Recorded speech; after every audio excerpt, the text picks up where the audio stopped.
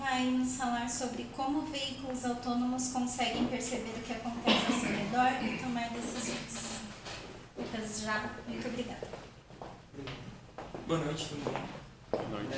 Então a gente vai falar um pouco sobre veículos autônomos, que é um tema bem recente.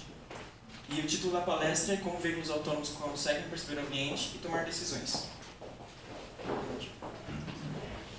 Então, para que a gente consiga conversar sobre isso, muito do que é baseado isso, se baseia em como nós percebemos o ambiente. Então, nós temos os 5 sentidos, né, que a gente aprende desde pequeno, que são a visão, a audição, o tato, o olfato e o paladar.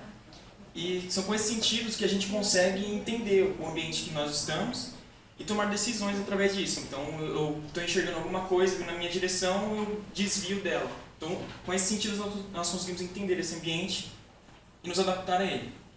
Então, nessa imagem aqui, no ambiente, numa rua, nós temos uma quantidade enorme de informações. Mesmo que nós não entendemos isso como várias informações, para a gente é muito natural lidar com essa situação, mas a gente tem diversas cores, diversas formas, diversas texturas, de diversos objetos, de diversos tamanhos e diversos sons. Na imagem não dá para ver, mas se você estivesse nesse ambiente, você ia ter uma quantidade enorme de som, pessoas conversando, carros atravessando algum lugar, barulho de sino, de bicicleta, e luzes, diversas luzes sendo emitidas e a gente tendo que lidar com essa situação em movimentos, né? Várias pessoas andando para lá e para cá, em algum momento pode ser que passe algum carro, uma bicicleta, e é uma quantidade enorme de informação que para nós como seres humanos é muito natural você estar lá naquele ambiente e essas informações chegam, sua mente consegue lidar com tudo isso e você anda pelo ambiente desviando de tudo e de uma forma bem natural, a gente não percebe muito essas informações que a gente recebe o tempo todo.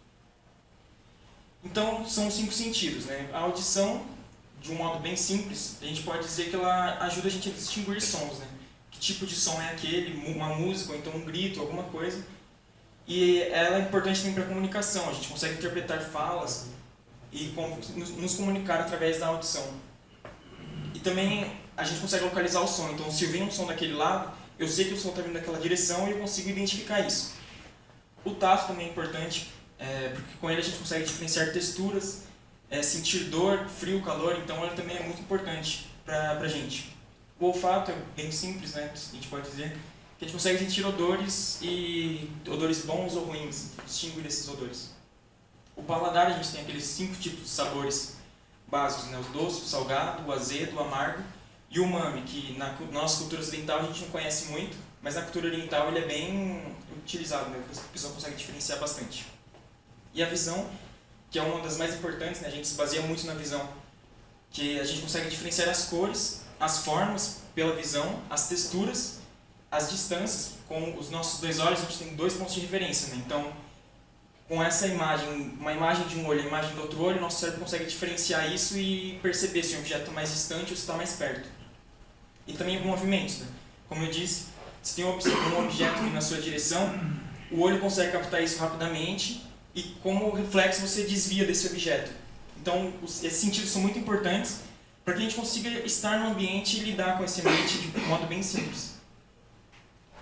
E bom, aqui no Novo Lab, a gente está aqui parado e vocês estão sentados aí, às vezes você está num ambiente e tem várias informações ainda vocês estão recebendo, né? Eu falando, as luzes, mas a movimentação é pouco. Como você está parado, você está num estado mais inerte e é mais simples você lidar com essa situação. Porque se eu jogar alguma coisa, eu jogar o controle em um de vocês vão conseguir ter esse reflexo, mas ainda assim você está parado, então só tem que se preocupar se alguma coisa muda e não se você está mudando. E no caso de veículos autônomos, né, você sempre está em algum lugar e você quer chegar em outro lugar. E para você fazer isso tem um script, né, que você tem que seguir. Então você tem que fazer primeiro um planejamento. Você pega um mapa, olha esse mapa, tem uma origem e um destino. Você procura as rotas entre essa origem e esse destino e vê os possíveis trajetos. E aí depois que você decide o seu trajeto, você vai executar esse trajeto. E aí é que entra o ambiente que você tem que lidar. Você tem um ambiente externo, tem outras pessoas, tem outros carros, tem os sinais de trânsito, as placas, então é uma quantidade enorme de informações que você tem que lidar, que o carro tem que lidar com essas informações para conseguir chegar até o destino. Então, pensando como nós vamos ter que, quando a gente está dirigindo o carro, a gente tem essas informações, mas a gente é bem simples lidar com isso. Então, eu estava na USP, né? Eu sabia, já tinha ouvido falar do Novo Lab, mas não sabia onde que era. Então, o que eu fiz? Eu fui no maior mapa que a gente tem, que é o Google Maps. E procurei lá, coloquei como origem a USP e destino na Novo Lab. Indo de carro, né, o Google sugeriu essas trajetórias. E aqui a gente tem essas trajetórias, e ele sugere aquela que tem o menor caminho, né, 1,5 km, e ela pode ser executada em menor tempo, que seria 5 minutos de carro. E tem outras trajetórias que ele mostra, mas que elas são mais longas e demoram mais tempo. E essa trajetória, que é menor distância, ela veio a calhar que é também o menor tempo. Mas tem algumas outras situações que podem acontecer, como o trânsito, ou então muitos faróis, e aí essa trajetória que tem o menor caminho pode não ser o menor tempo. E aí você tem que pesar o que importa mais, você andar menos ou você chegar mais rápido. Mas como a gasolina está cara, né, e como é perto, estou acostumado a andar aqui em São Carlos, eu decidi vir a pé. E eu mudei lá para vir a pé e o Google sugeriu outras trajetórias. Ele sugeriu uma trajetória um pouco diferente quando eu estou a pé, que ela tem uma distância menor, né, 1,4 km. E isso daí, essa trajetória nova que ele sugeriu, provavelmente vem do fato de como eu estou a pé, eu não tenho uma mão, eu não tenho contramão. E quando eu estou de carro, eu tenho que seguir essa limitação. E aí também eu estou um pouco fora de forma, porque não estou fazendo muito exercício. E além do menor caminho e o menor tempo, tem um outro parâmetro também que para mim é importante, é o caminho menos cansativo, né? Também em São Carlos tem muito descida e subida. E aí no Google aqui ele mostra ali embaixo, acho que o Luiz já não está pegando ali, mas aqui embaixo ele mostra dessas trajetórias, quais delas tem uma maior diferença de subida e descida, né? Maior diferença de altitude. E também, dependendo do horário, eu posso criar uma trajetória mais segura. Então, além do menor caminho e o menor tempo, eu tenho mais duas variáveis, né? Duas coisas que me preocupam, que é a segurança e o cansaço. Então, dependendo se eu estou de carro, se eu estou a pé, esses parâmetros para eu decidir o meu caminho variam. Então, tem uma mudança de parâmetros e o caminho que eu escolhi andando de carro pode não ser o mesmo que vai escolher andando a pé. Bom, eu escolhi o caminho, né? Nesse caso aqui estou indo de carro. E aí aqui que chega aquela parte do... Você já planejou, decidiu sua rota, mas então você tem... Desculpa. Você tem então agora o ambiente que você tem que lidar. Você já escolheu sua rota, escolheu o menor caminho e o menor tempo, aquela trajetória de 1,5 km. Mas nesse percurso, esse ambiente, nessa imagem aqui, parece simples, né? Quando a gente está aqui, a gente percebe uma série de coisas e você sabe que isso tem que ficar parado. Mas se for tentar olhar minuciosamente a imagem, tem muita informação que a gente tem que extrair.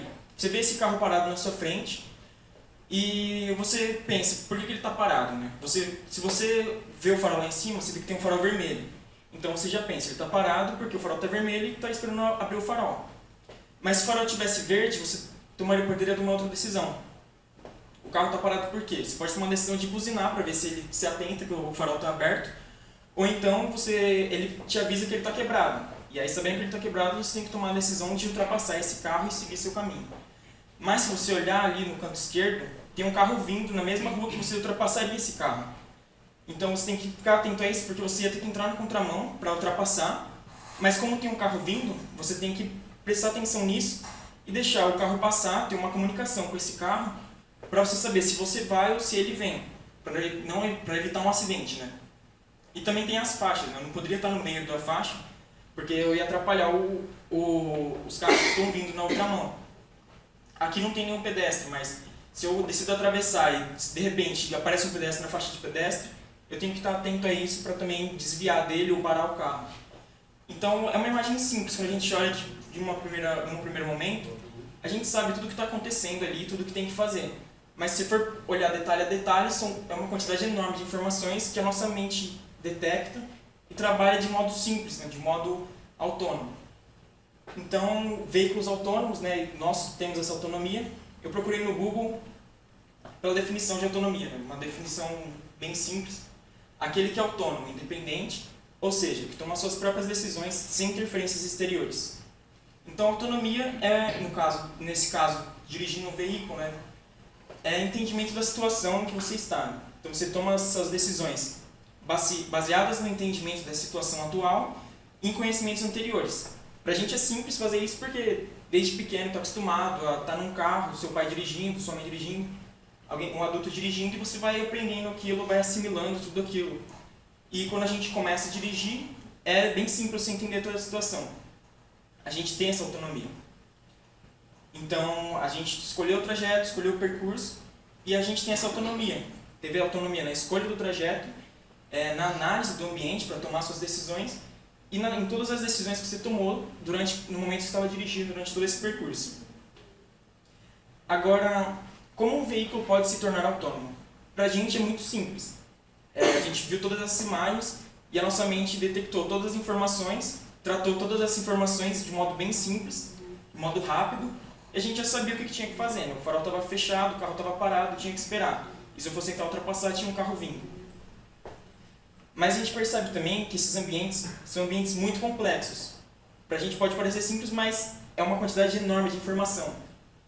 Que você tem que tratar essa informação e tomar decisões em tempo real. É um ambiente muito crítico, porque qualquer decisão errada pode acarretar num acidente e é muito perigoso, né? Porque você vai estar colocando em risco a sua vida, né, do passageiro, e também de outro pedestre ou de outro veículo que esteja no ambiente.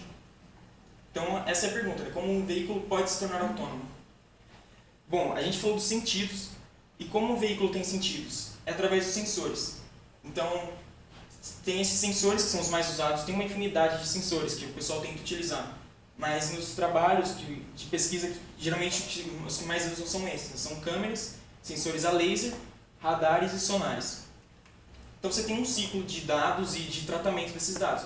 Você está no ambiente, esse ambiente, os sensores captam dados desse ambiente. A partir disso ele trata esses dados, tratados esses dados ele consegue interpretar e entender esses dados. Ele interpreta, ele analisa todos aqueles dados e toma uma decisão. Essa decisão é passada para o veículo e o veículo executa.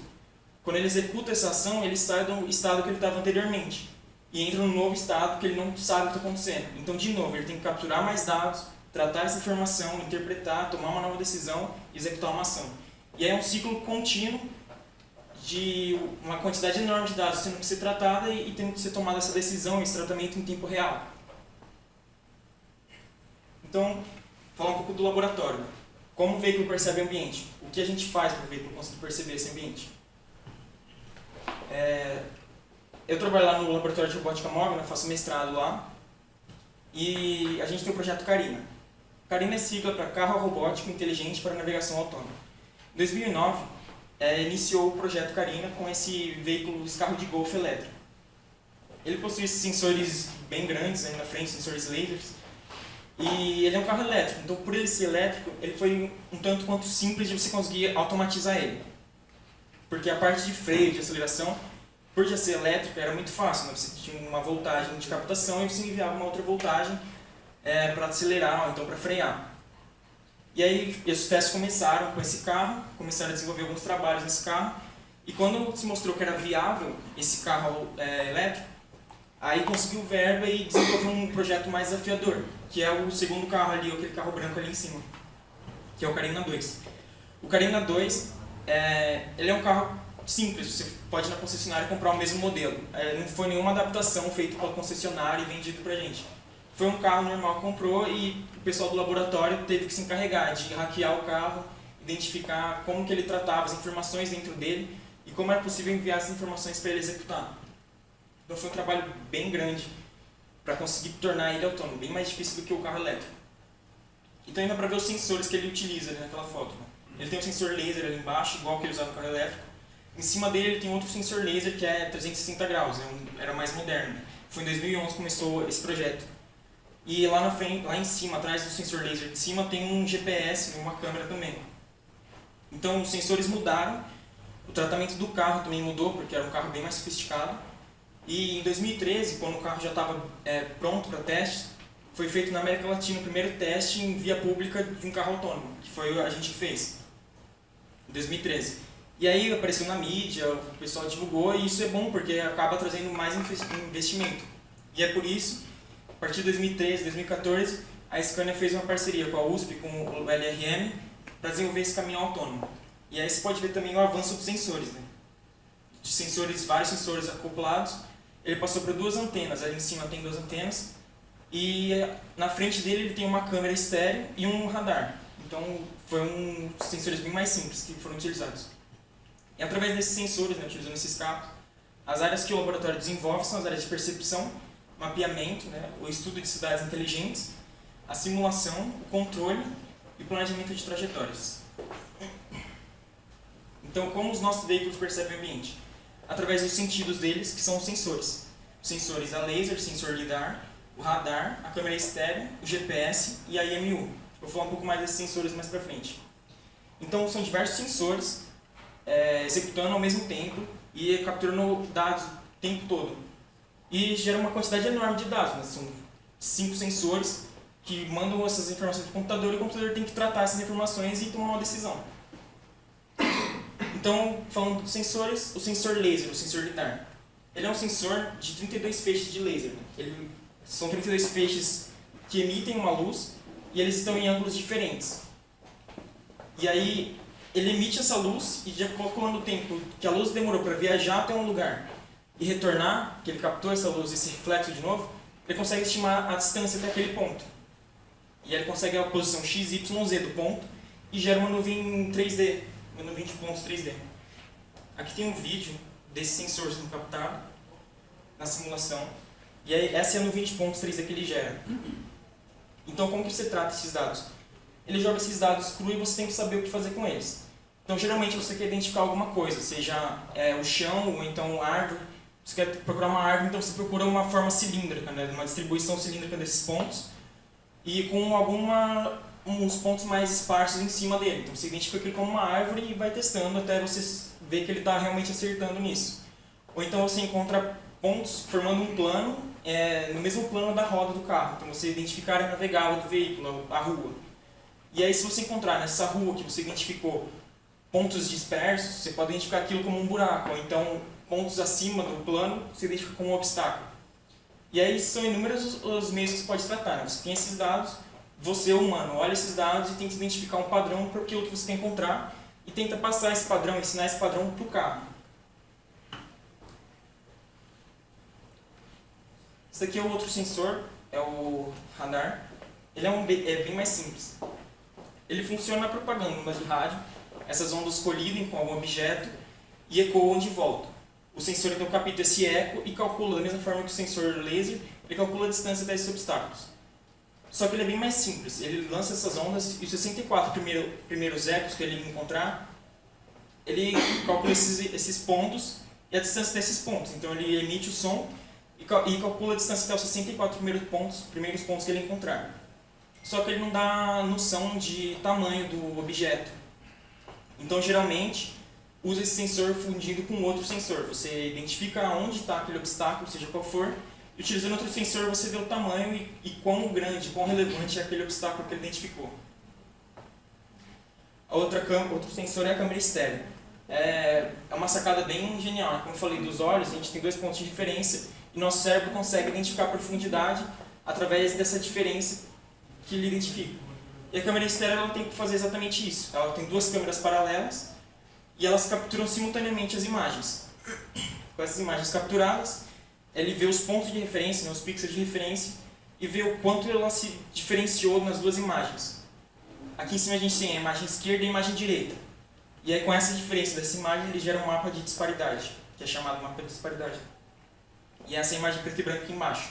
Então quanto mais branco for o pixel, né, mais perto ele está da câmera. E quanto mais escuro for, mais longe está. E aí, a partir dessa mapa de disparidade, você gera uma nuvem de pontos, que é aquela outra imagem ali. É uma nuvem de pontos 3D também, igual um sensor laser. Só que a diferença, né, a vantagem dessa nuvem de pontos, é que ela é bem mais densa. Aquela nuvem de pontos que a gente viu tinha pontos bem espalhados, e aqui é uma nuvem de pontos com muitos pontos aglomerados, então você consegue ter uma definição melhor do ambiente. O problema é que é uma câmera, então qualquer luz pode interferir nessa captura e pode trazer ruído para essa nuvem de pontos que você gera no final. O outro sensor é um GPS. É um GPS que funciona da mesma maneira que o GPS do seu celular, só que é um GPS de alta precisão. A gente usa 2 dessas antenas de alta precisão e aí você corrige essas 2 posições que ele captura para tentar minimizar o erro. E aí, utilizando também a correção RTK, a localização tem uma incerteza de 10 centímetros, então o erro máximo que ele tem é de 10 centímetros, então é bem preciso. Essa correção RTK, você tem uma antena fixa, que você sabe a posição dela, e aí você triangula a sua posição do seu GPS com o satélite e do satélite para a antena. E aí você corrige ainda mais esse erro, né? Então você chega nesse erro de 10 centímetros. E é muito importante, porque você tem a posição do veículo no mapa. É fundamental para tomar de decisão, porque, seja lá, você identificou um obstáculo, você tem que saber onde você está, onde o carro está, para você conseguir desviar desse obstáculo e tomar sua decisão. Então é o sensor que a gente pode dizer que é o core, é o principal. Sem ele você não consegue fazer um teste ou então executar alguma tarefa, porque você não sabe onde o carro está. A EMU é um sensor que auxilia na localização, né? Auxilia no GPS. Na verdade é uma junção de sensores em um só. Ele tem um acelerômetro, uma bússola e um giroscópio. O que ele faz? Ele identifica a inclinação do veículo em todas as posições. Em X, RAW, PTO, né? Em X, Y e Z você consegue saber o quão inclinado ele está. E a bússola você sabe a orientação que ele está de acordo com o norte magnético. E o acelerômetro você tem essas informações de velocidade, de aceleração linear e angular. E aí você usa esses dados junto com o GPS para auxiliar nessa localização. E no caso, em alguns casos, você tem que prever onde você vai estar, porque você quer desviar de obstáculo. Você executa uma ação, você quer saber onde você vai estar executando essa ação. Desculpa. E aí com a EMU você consegue tentar predizer isso, sabendo sua aceleração e a sua velocidade. E onde você está, você sabe onde você vai parar. E aí você consegue melhorar a sua decisão. Por isso que ela é muito relevante, apesar de ser mais simples. Então, tem essa quantidade enorme de informação, esses sensores jogando dados para o seu computador. E o que agora o veículo possui esses sentidos, mas ele não possui entendimento. Como que você dá esse entendimento para ele? E aí que entra a ciência, né? Aí que entra o estudo daquilo que você quer fazer com esses dados e como você vai passar para o veículo esse entendimento. Então, a primeira coisa que a gente faz é a simulação, que é uma área que foi desenvolvida e é estudada no nosso laboratório, né? Esse aqui foi um trabalho de mestrado em simulador. Ele tenta simular, de uma forma mais fiel possível, a dinâmica do carro, né, com esterçamento e a física envolvendo isso. Então, você tem esse simulador que tenta simular o carro de um modo bem fiel. E é muito importante essa simulação. Porque se você faz alguma coisa, algum algoritmo que seja, para identificar um obstáculo, um pedestre, e desviar, você não pode simplesmente, eu acho que está funcionando, eu vou colocar no meu carro real e vou sair andando, vamos ver no que dá. É perigoso, né? Então, isso daqui você consegue testar esse algoritmo que você fez e valida ele, é um teste seguro. Você testa, vê se deu certo, se não der certo, você volta para o seu computador e volta a programar e tentar melhorar aquilo. E aí você vai testando até você ter uma confiabilidade alta no seu sistema. A partir do momento que você tem essa confiabilidade, aí você vai para o seu teste real, ainda assim tentando ter o máximo de segurança possível, com o pé no freio, porque se qualquer coisa der errado, porque mesmo tentando simular do modo mais real possível, o mundo real ainda é bem diferente, então você ainda tem que tomar muito cuidado. E é um teste muito mais rápido, né? Você não tem que juntar o pessoal do seu laboratório para falar, vamos lá fazer um teste comigo porque eu preciso de ajuda. Você só muda de computador, vai para o simulador e testa. E é mais barato, né? Os sensores que a gente usa são muito caros e a gasolina, o consumo de energia também é muito alto, porque você tem uma enorme quantidade de sensores e você não carrega uma extensão do lado do carro, né? Ele está ligado na bateria do carro. Então essa daqui é uma área de pesquisa no nosso laboratório que é a simulação.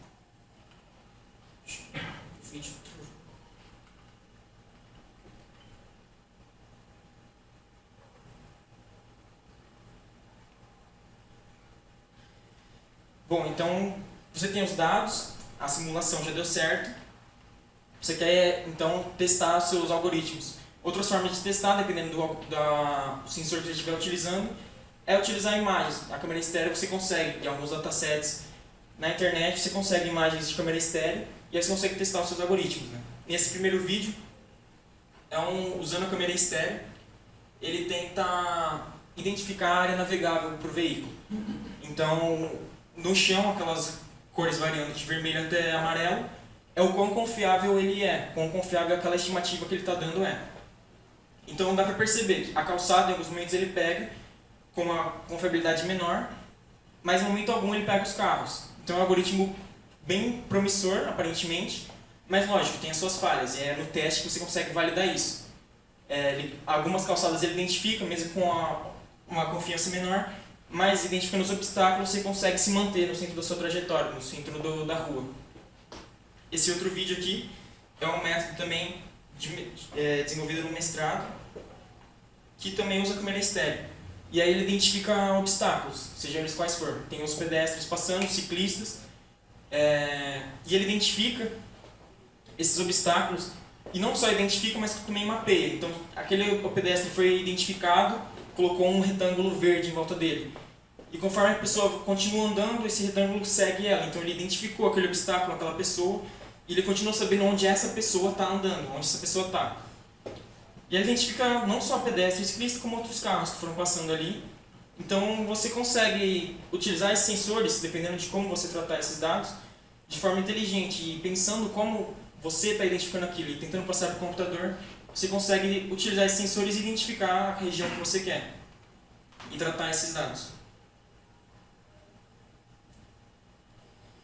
Aqui, o que mais pode fazer com esses dados é juntar esses dados.